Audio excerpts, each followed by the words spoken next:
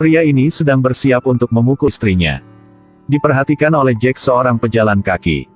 Awalnya dia berniat untuk memberi sebuah pelajaran kepada orang yang ikut campur dalam urusan orang lain itu. Tapi baru saja melihat sosok besar Jack, dia terlalu takut untuk melangkah maju lagi. Akhirnya dia memilih untuk meminta maaf. Aku tidak akan seperti itu lagi. Setelah mendengarkan, Jack membiarkannya pergi. Lalu masuk ke restoran. Tidak ada yang tahu siapa dia. Pada saat Jack hendak makan, dia melihat mobil polisi dikepung di semua sisi. Dia mengangkat kepalanya untuk mengamati pelanggan makan. Dia segera tahu polisi akan datang untuk menangkapnya. Jack dengan cepat menarik uang untuk membayar. Lalu letakkan tangannya di tempat orang lain paling mudah terlihat. Dengan kemampuan menebak dengan benar, ditambah pengalaman improvisasi yang tenang. Hal ini membuktikan ini bukan pertama kalinya dia menghadapi situasi seperti ini. Sebaliknya, dia secara aktif mengangkat tangannya untuk ditangkap polisi. Satu polisi menodongkan pistol ke Jack. Tapi dia tidak memprotes, akhirnya Jack dibawa ke kantor polisi. Sebenarnya pada pagi-pagi hari, ada kasus pembunuhan di kota ini. Korban terbungkus secarik karton. Tidak ada selongsong peluru yang ditemukan di TKP. Melalui pemeriksaan forensik, korban masih menunjukkan tanda-tanda dipukuli setelah kematian. Selain itu, di tubuh korban, polisi juga menemukan 3 butir peluru yang ditembakkan dengan pistol. Menurut polisi, Jack dianggap memiliki kemampuan untuk melakukan kejahatan yang sesuai dengan petunjuk yang dikumpulkan. Secara kebetulan, dia baru saja muncul di kota hari ini. Jadi dalam hal ini, Jack adalah tersangka nomor 1. Dihadapkan dengan serangkaian pertanyaan dari polisi, dia tidak mengatakan sepatah kata pun. Polisi melakukan penggeledahan terhadapnya. Tidak ada yang tidak biasa kecuali medali dalam Perang Dunia II. Bahkan setelah pemeriksaan paspor, mereka hanya tahu nama asli pria ini adalah Jack. Selain itu, tidak ada informasi lain yang dapat diselidiki. Ketika polisi menemui sedang bingung, seorang inspektur bernama Finlay muncul dan membawa Jack ke ruang interogasi.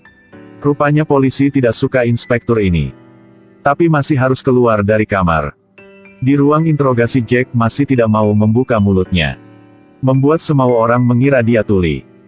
Ketika polisi berencana untuk menguncinya di ruangan gelap untuk penyelidikan lebih lanjut, Jack akhirnya membuka mulutnya. Sebenarnya dia masih sedang berpikir. Dia juga mengatakan bahwa dia bukan pembunuhnya. Bahkan menunjukkan bahwa inspektur itu telah salah pikiran. Menurut Jack, ada 3 tersangka yang juga 3 pelaku dalam kasus ini. Dari petunjuk yang ditemukan polisi di tempat kejadian dapat diketahui bahwa pria bersenjata itu tidak meninggalkan cangkang. Buktikan bahwa 1 dari 3 adalah pembunuh profesional. Setelah korban meninggal, dia bahkan dipukuli secara brutal. Membuktikan salah satu dari mereka memiliki masalah mental. Setelah pembunuhan itu, dia mengambil sampul karton untuk menutupi tubuhnya. Ini membuktikan bahwa orang ini sangat ketakutan setelah membunuh seseorang. Selain itu, berdasarkan waktu dari saat si pembunuh mengambil tindakan hingga saat mayat itu ditemukan, maka korbannya pasti orang yang tinggi. Karena mayatnya dibuang di pinggir jalan dengan sangat sedikit orang yang lewat.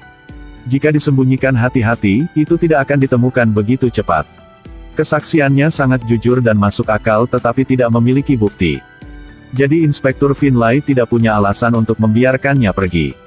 Sampai mereka menemukan bukti bahwa Jack tidak ada di tempat kejadian. Tapi ini harus diselidiki selama sewaktu lagi, baru bisa mendapatkan hasil. Polisi melakukan pencarian pemantauan lalu lintas ketika Jack tiba di kota. Selama waktu ini, Jack dikurung di penjara untuk bekerja sama dengan polisi untuk menyelidiki kasus ini. Jack baru saja tiba di kota hari ini. Ada pembunuhan di tempat ini.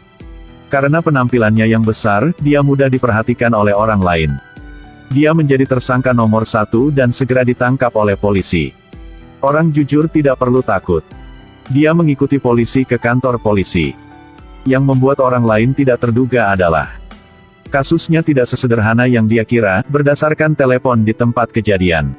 Berdasarkan petunjuk, polisi telah menemukan seseorang yang terkait dengan kasus bernama Hubble. Dia sangat tenang pada awalnya. Sampai dia melihat sebuah mobil diparkir di luar.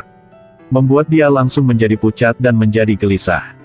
Inspektur Finlay masih belum menyebutkan TKP. Dia secara sukarela mengaku.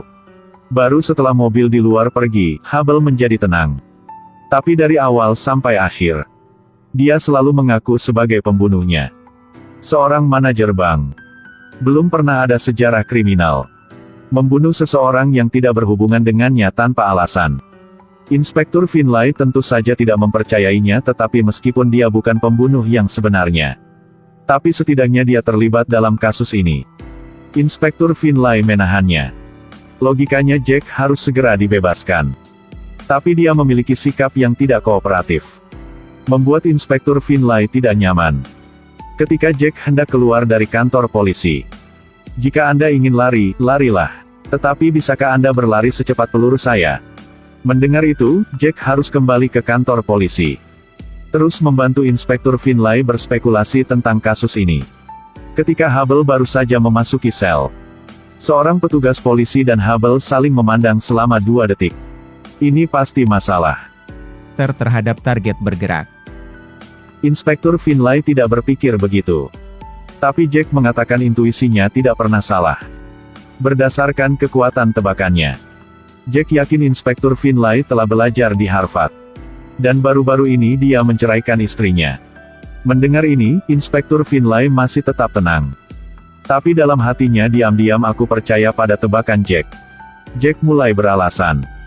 Ketika dia memasuki sel, dia melihat seorang polisi memarahi Inspektur Finlay. Sialan, dari penampilan Inspektur Finlay, dia adalah orang yang terpelajar baik.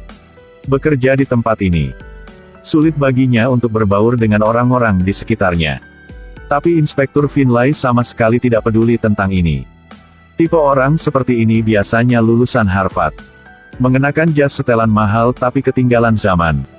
Yang berarti tidak ada wanita di samping untuk menunjukkan kepadanya cara berpakaian. Tetapi Inspektur Finlay masih memakai cincin kawin di jarinya. Dari pemakaian cincin, dapat melihat bahwa dia telah selalu memakainya. Jadi bisa berspekulasi bahwa Inspektur Finlay baru saja bercerai. Tebakan yang begitu akurat buat Inspektur Finlay percaya apa yang dikatakan Jack. Segera memanggil Charlie untuk bertanya. Memang, Charlie dan Hubble memiliki hubungan dekat satu sama lain. Pada malam hari kejahatan, keduanya masih nongkrong sampai jam 2 pagi. Mereka benar-benar tidak ada di tempat kejadian. Tentang hal nomor telepon Hubble. Mengapa itu muncul di bawah sol sepatu korban? Bagaimana dengan mengapa Hubble mengaku? Hanya dia yang tahu jelas. Sejak ini, Inspektur Finlay telah memberikan ide. Adalah menahan Hubble dan Jack selama seminggu. Biarkan dia dengan patuh mengaku. Itu juga harga yang harus dibayar Jack karena menyinggungnya. Untuk sementara Anda masih menjadi tersangka. Dibawa ke pusat penahanan dengan Hubble, tetapi keesokan paginya, Jack menemukan bahwa tempat mereka dikirim bukanlah pusat penahanan tetapi penjara. Para tahanan baru yang datang dengan sangat cepat diperhatikan oleh orang lain.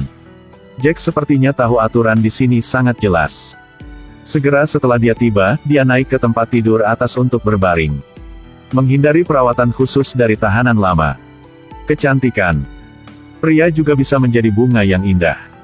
Hari kedua Hubble berada di penjara, dia menjadi sasaran orang besar. Kakak laki-laki datang untuk mencoba sepatunya. Melihat Jack sedang berbaring di tempat tidur, dia tidak berani mengganggu. Hubble dengan patuh melepas sepatunya dan memberikannya padanya. Kakak masih ingin meminjam barang. Dia ingin kacamata Hubble. Dia tidak mau berdebat. Pada saat ini, sang kakak juga menyadari bahwa Hubble adalah seorang pelacur. Jadi dia telah membuat permintaan yang keterlaluan. Pada titik ini, Jack akhirnya tidak tahan lagi. Dia bangkit, lalu melompat ke bawah untuk berdiri di tengah, meskipun Jack terlihat besar. Tapi kakak tetap mempertahankan sikap bahwa dia tidak takut langit dan bumi. Saya hitung sampai 3. Jalang, kamu tahu siapa yang kamu bicarakan tidak ada sikap tidak takut langit dan bumi. Saya hitung sampai 3. 1. 2. Jack tidak mengatakan banyak kata, bahkan belum menghitung sampai 3. Dia menjatuhkan kakak laki-laki itu jatuh ke tempat tidur.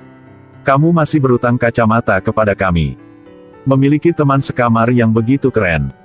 Langsung membuat Hubble merasa jauh lebih aman. Kemanapun Jack pergi, dia semua mengikutinya. Itu juga alasan membuat Hubble berbicara datangnya. Dia diancam dan disuap oleh orang lain dengan uang, demi keselamatan keluarganya. Dia hanya bisa memilih untuk mengaku. Mereka tidak hanya membunuh keluarga saya, tetapi juga memotong testis saya, membuat saya makan. Jack tahu penjara bukanlah tempat yang aman. Dengan sangat cepat dia menemukan sesuatu yang tidak biasa. Jack adalah orang yang berhati-hati dan tegas. Dia membawa Hubble ke toilet. Benar saja, sekelompok tahanan juga masuk.